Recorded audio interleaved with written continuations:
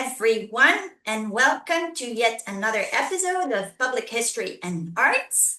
My name is Myriam, her name is Nada, and together we are doing this series of interviews to talk about the practice of artists, designers, public historians, practitioners in the arts and culture sector to try and see what kind of work they do and how it could relate between arts and public history.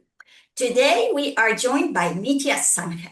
I'm very excited about this interview because we learned about Nitya's work through LinkedIn and we're like, oh, this girl is doing amazing things and we need to talk. So I'm so glad that we're talking today. I'm going to start by introducing Nitya to everybody else, for those of you who don't know her. But first, hello, Nitya. Hi, thank you so much for having me. Well, thank you for meeting with us. This, by the way, has been another job because we've been trying to fix a date that works for everybody, and I'm so glad that it worked. So, Nitya is a visual designer and researcher from India. Her interdisciplinary research focuses on South Asian indigenous art forms, environmental justice, and the role of the Adivasi visual culture in decolonial design education. She is currently a graduate student of global arts and culture at the Rhode Island School of Design in the USA. Through her practice, Nitya explores how art, design, and community-led approaches can regenerate cultural memory and shape more equitable futures, particularly for the Adivasi communities in India. Rooted in fieldwork and storytelling, her work investigates how craft practices serve as living archives of memory, resistance, and ecological wisdom. Nitya, your bio, like I could write pieces about your bio. Your work is amazing. The way you describe it is equally as amazing. Welcome again. So the way we're gonna lead this, I'm gonna ask a question, and then Nada's gonna ask you a question, and then we're gonna get the ball rolling, as they say. Absolutely. So, I mean, obviously you're answering in between. Please feel free to cut us. We're used to talking a lot, and then we come from cultures that love talking, so we're a little gossiping the whole time. If you feel like we're talking too much, go like, girls, no. So you are, among other things, a designer, and many of the visual languages that you work with, like the Bega Godna, are at risk of disappearing. What does this mean to archive them through design? So when it comes to art forms like Bega and Godna, I feel like growing up, although I did a graphic design degree, there was not enough, what you would say, enough focus on Indian design styles, Indian art styles as I was growing up. So when I discovered them, which was my second year of design school, I was like so shocked that, this is my own culture. This is literally something that I should have grown up with, but didn't know enough. So I felt like in the design education artscape, there's been a certain Western influence that is very strong, and we kind of need to undo that. And when it comes to archiving, I think about my work not as I think about it as a living archive, something that's always evolving. So that's the same for these art styles. When these artisans work, their work has been changing across generations, and what happens is that we need to preserve that because many of the younger generations have been moving away from the villages to the cities. So you don't have anyone kind of preserving the oral histories. You don't have anyone practicing the art form anymore. And that makes it important to, generate more curiosity for the normal audiences to pay attention to these art forms to kind of support it. So that's how I see my work being relevant. As a follow-up question, and this was like part of the compound question that Myriam drafted. So you see your work more as a point of departure for other modes of storytelling and art preservation or art form preservation? Am I understanding this correctly? I would not call it a departure from other forms of storytelling. I think these forms of storytelling already existed. They have been existing in these artisanal families for generations. My intention would only be to provide a platform for these older forms of storytelling. When you think about artisanal voices, a lot of these people from the villages are not like literate. They have not gone to schools, so they're not very um, savvy when it comes to technology. So that becomes important for someone to be the listener, the observer, and the translator for to support their artistic like the creative minds. So as a graphic designer, I think I have the tools, the training, and the skill set to kind of be this middleman where I'm not kind of coming in and changing anything that already exists, but more like just um, helping it evolve in a different fashion. Beautiful.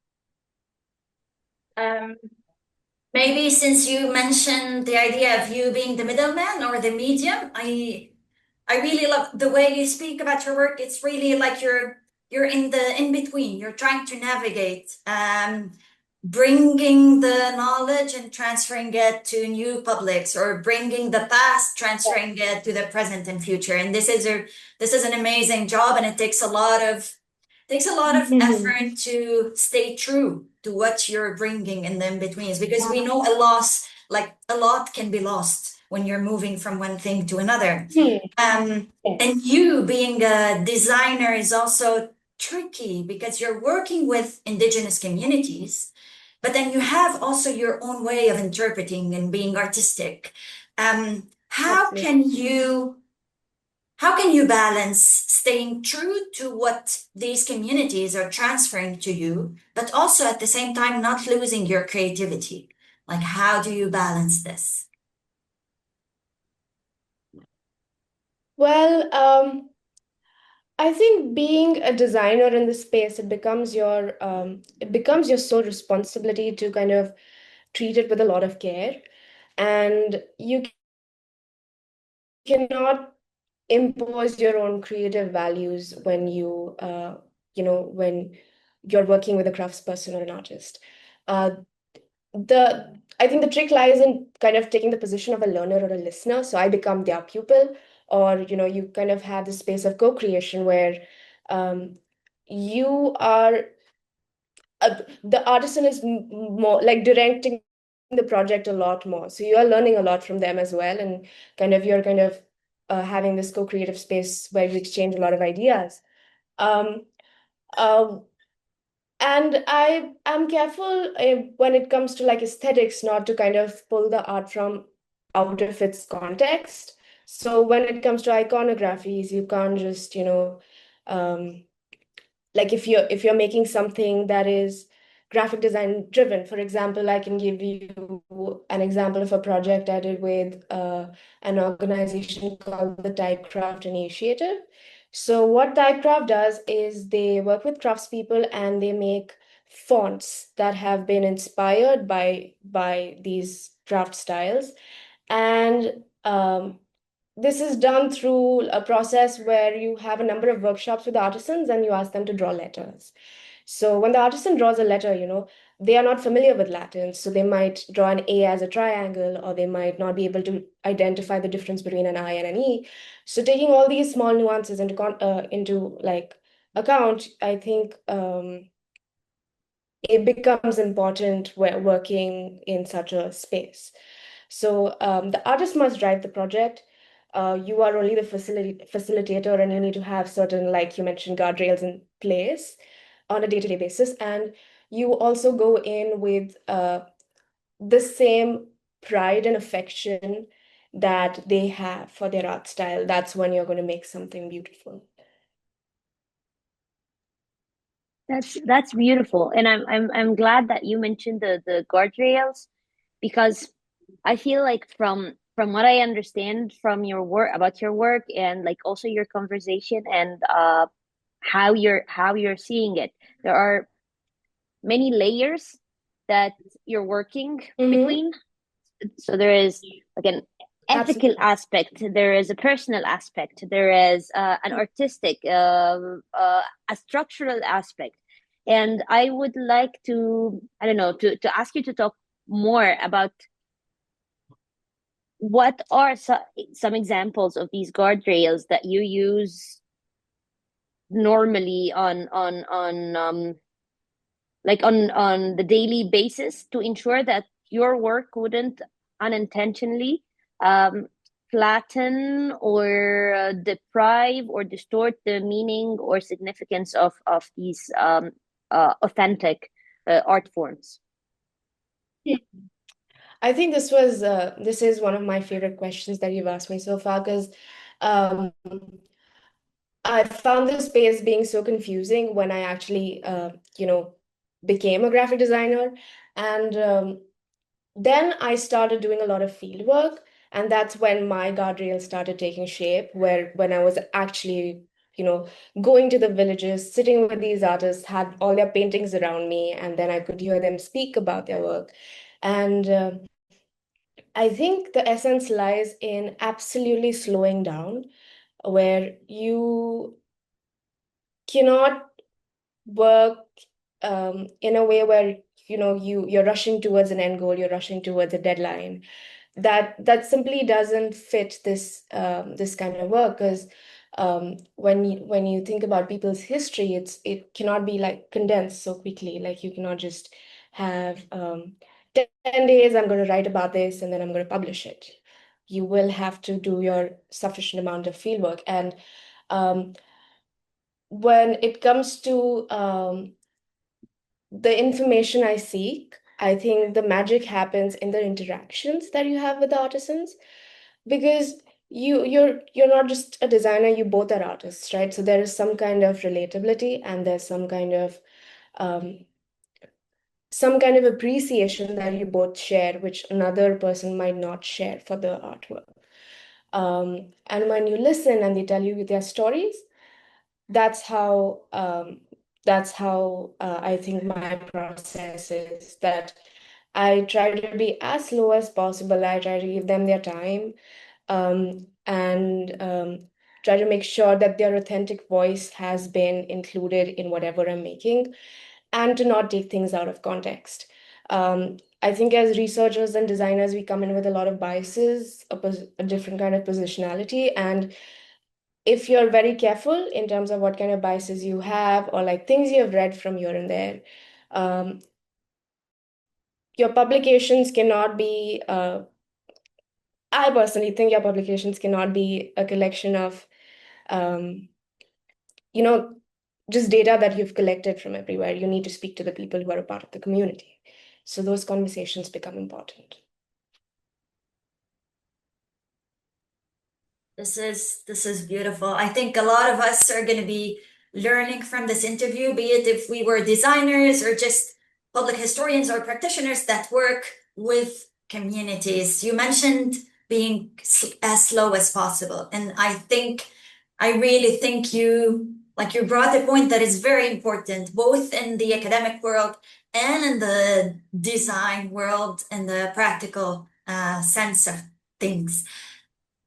Because as you said, when we're working with deadlines, when we have projects, when we have funders, when we've put our methodology before we came to speak to the communities, we usually tend to decide on every step. And we're like, okay, so this is how it's going to go. 2 months of this, 1 week of this, 4 weeks of production, and then we're done. The funder is happy. We're happy. We met the KPIs, and then that's it. And there's a lot of harm that happens in such structure, and it's important for us to sometimes from the beginning of the inquiry co-produce the inquiry with the community, because sometimes we come with biases, but we also come with questions that nobody cares about. Like, you think this is going to be important and it's going to have an impact, but then you start talking to the community, and the community has another worry. So maybe you should start the conversation before you start your research question or your inquiry into something. And I think you said it beautifully. If I may add, I also think working with indigenous communities here in central India and like spending so much time with them, I have realized that the main challenge that comes through in design projects is familial obligations, because they they're all like wives, husbands, they have their farms, and mainly because they're agrarian communities as well, and so many kids. So how do you pressure them into just working on this one thing? Um, and with an artisan, you cannot push their process. They need that time to think. And when it comes to these art forms, like uh, there's so much information in the kind of visuals you see, like references to festivals, references to weddings, references to important deities, references to the food that they ate. And I don't want them to miss those details. Like, I want them to be able to have the time to kind of include all the details that they would want to include. And it's special, it's like a special feeling when you see the final output and you're like, oh, I didn't ask for this, but then the artisan, like, he's just thinking in a different direction. So for that, I think time becomes the sole, um, you know, the most important thing. Beautiful. So maybe you could give us an example, because you also said you learn in the field, and you learn by doing. Yes. And then you've been doing this for some time. So I'm sure that your practice has evolved. The more you work with these communities, the more you became aware of things that you weren't aware of before. And we speak a lot about extractive methods that we use as designers, academics, or anyone working with the community. Can you walk us through how you learned not to be extractive? I know it's a work in progress, and all of us, like, we still learn. There's not like, we don't come to a point where we're so comfortable saying that we don't extract information and everybody's happy with what they're saying. But how did you evolve in this? Well, I'm going to have an interesting answer to that interesting question because I've thought about it a lot myself and spoken to other people about it as well. So when it comes to extractivism, I feel like extractivism can sometimes have good intentions too. So when, for example, somebody I spoke to once criticized my LinkedIn posts and I was really offended, and they were like, everybody's going to think that any kind of conversation you have is going to become a story that you post online.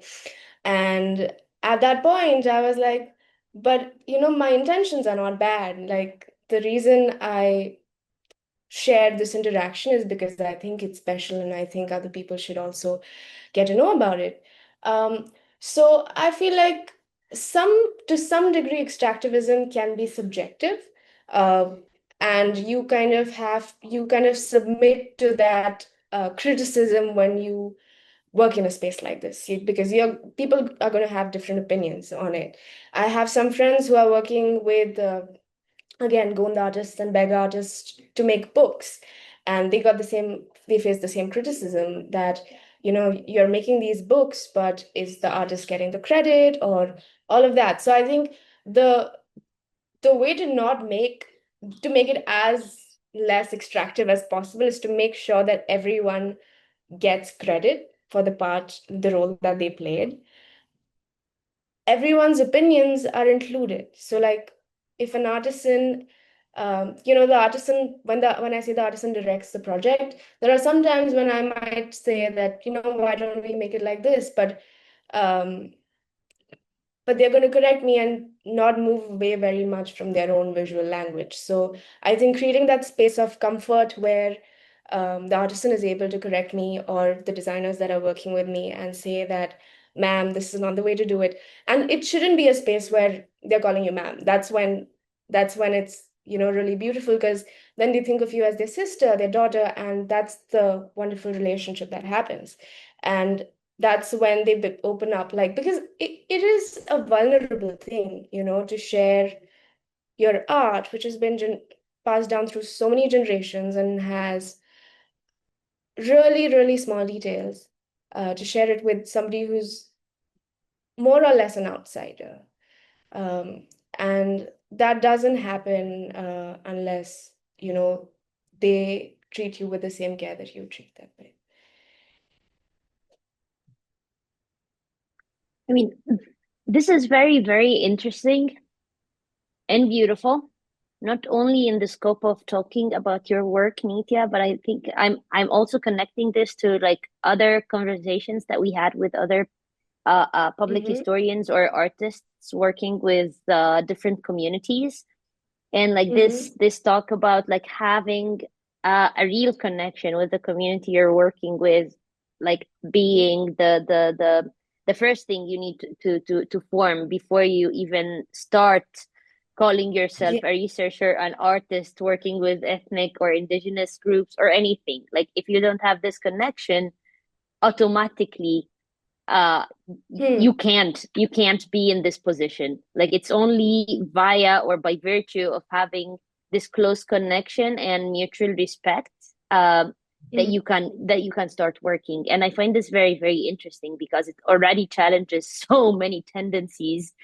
like I can't even start to name them, academically, artistically, I mean politically, like on every possible I don't know platform. There would be like these tendencies that are being normalized and practiced. And what you're saying, like other public historians, is like, no, you can't have these normalized practices and expect to reach something that is non extractive, or even begin to call yourself authentic or like attempting to be authentic. And like I want to start my question here based on what you were talking about like having this close connection and like the space where you're seen as a sister or a daughter or something like that. And like talk about, I mean, the concept of authorship is something that is already tricky, like in even clearer productions or means of productions. And I would like you to tell us more about how do you think about authorship when you're working with like indigenous or ethnic or tribal art, or to be specific, like when you're talking about like a collaborative work, how do you think of this collaborative or shared authorship? How does it look in your process? So the first thing when it comes to authorship is that, the way I try to do it, and the way I think is right to do it, is that you have the name of the artist becomes really important, obviously. But then when you're working with Adivasi communities, there are other details that you need to take care of. Like it's not just the name of the artist, it's also the art form, because the art form also holds the space. And then you have the place that the artisan has come from. That's because, a Gond artist in Karnataka probably has a different influence on his paintings than a Gond artist in, like, say, Central India. So I'm saying South India and Central India. So there's Gonds in both places. But when it goes to, when the painting goes to a global scale, it becomes, when it's published, it becomes an archive that people are going to reflect on. And I want to make sure that the person who comes to see that painting is able to differentiate between the art styles in the two different places. So authorship for Adivasi communities obviously is rooted in the place that they are born in their families, and in their art form. It's almost like being one being. Like their art form is just them, and you see it when they make when they paint, or when they make something. And as a designer, obviously, if you have a design team, then you credit them accordingly. But authorship needs to go in the hands of the people, because I didn't come up with these stories. I'm just listening to them, and like maybe I am a translator, but I would not really know anything about it. I just know how to appreciate certain aesthetics, and that's when I got involved in it. So my desire is to trigger the same curiosity in my design audience that was triggered in me when I was younger, where you are appreciating more than the aesthetics. You have this desire to find the meaning behind it, and the meaning comes from the artisan. It doesn't come from us. So yes. Maybe following up on that, because I really loved when you said at some point, you're no longer man, you're the daughter or the sister or just like a member of the family. And it's something Hmm. that's really, sometimes it's really frowned upon in academia to become involved with the communities. You have Okay, to stay I wasn't aware. objective and keep your distance, and everybody needs to know where they are and who they are. And I'm clearly very opposed to this. I did a project recently with grandmothers, Uh-huh. and I literally the way I approached, I even chose to work with grandmothers because I miss my own. Like I lost both my mothers so long ago. And for me, I'm like, I need to talk to grandmas because I miss talking to mine. So I Hmm. went to the conversation to try and record these oral histories, thinking that I'm sitting in front of a grandma and going like, Grandma, please tell me a story.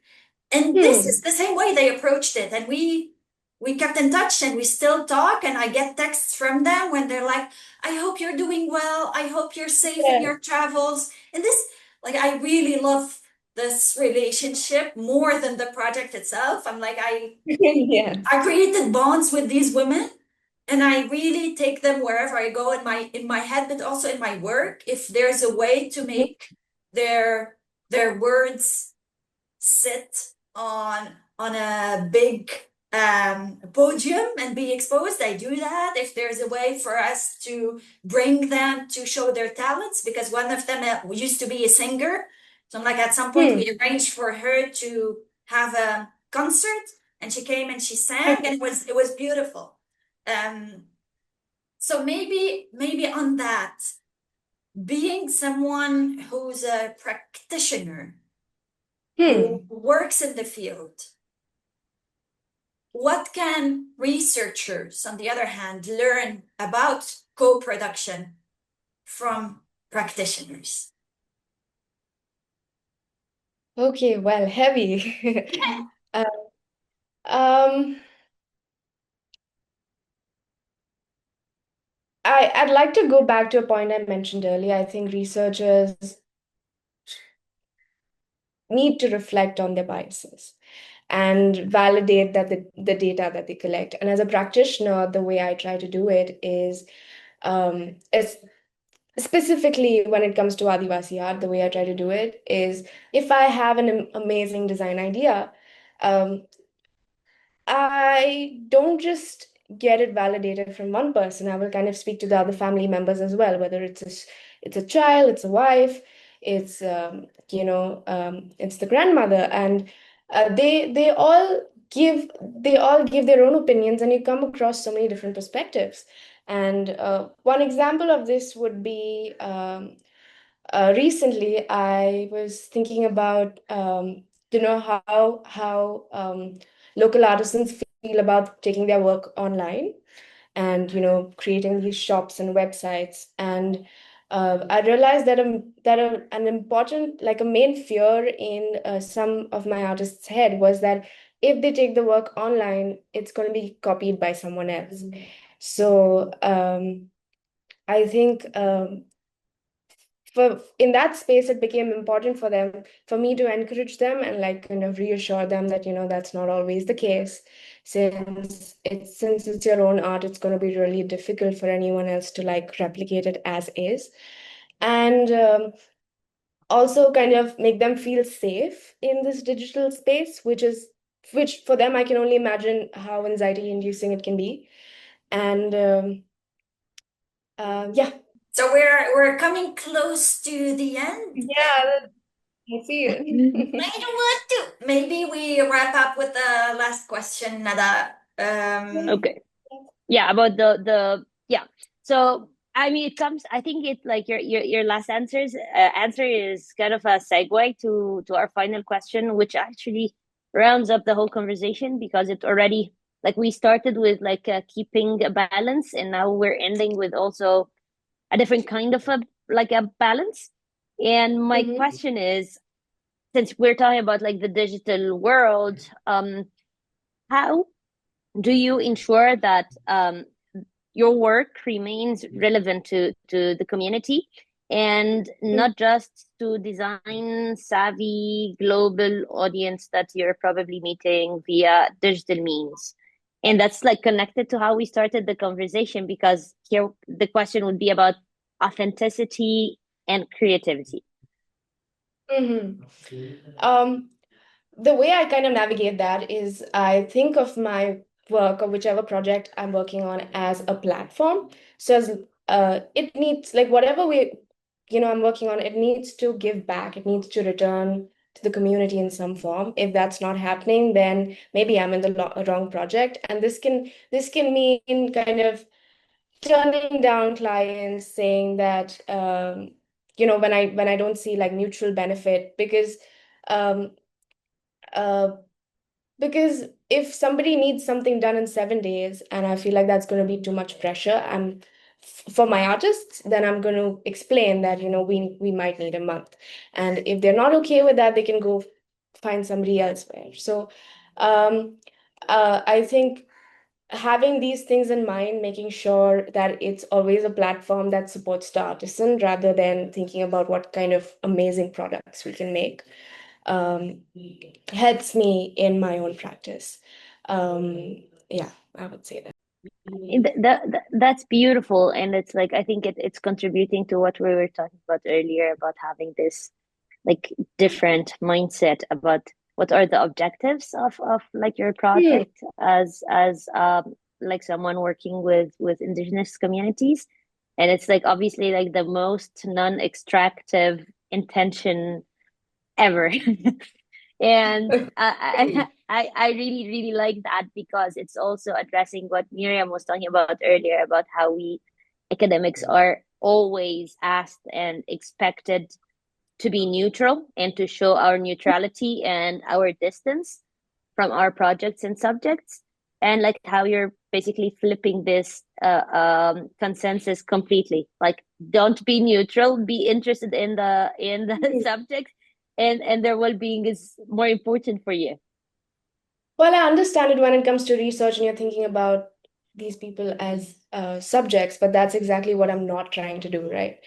I don't want to exoticize their practices. I don't want to exoticize anything about them. I just want to make sure that they that I share the same care and pride that they share towards whatever they're making.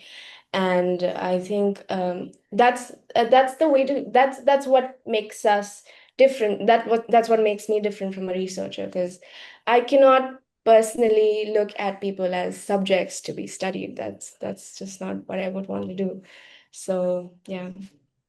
Thank you. Thank you so much, Nitya, for closing with this, because I just want to say, like, you said the golden word. We don't want to exoticize the people we're working with. And I think this is very central to us as practitioners, researchers, artists, public historians working in the global south, on the global south. And it happens that a lot of times the people we work with are usually viewed through a third eye or a foreign eye, and a lot of harm can happen in this. The more you can be authentic to yourself and to the people you're working with, the better it is. The more you're speaking for us, about us, and not without us, the better it is. The more we can encourage practitioners to speak about their own surroundings, their own community, the more we can fund grassroots initiatives to stay within grassroots initiatives, the less harm we're doing and the more good we're doing. I was so happy with this interview. Thank you so much, Nitya, for your time and for speaking with us. Thank you, Nada, for being the mastermind behind these questions and for helping us navigate this conversation. this is going to be posted online very, very soon. So keep an eye on the interview. We're going to also link in the description of the YouTube to different platforms where you could see Nitya and the community she's working with, their work, and try to connect. Thank you, everyone, for yet another beautiful interview, and keep in touch. Ciao. Yay.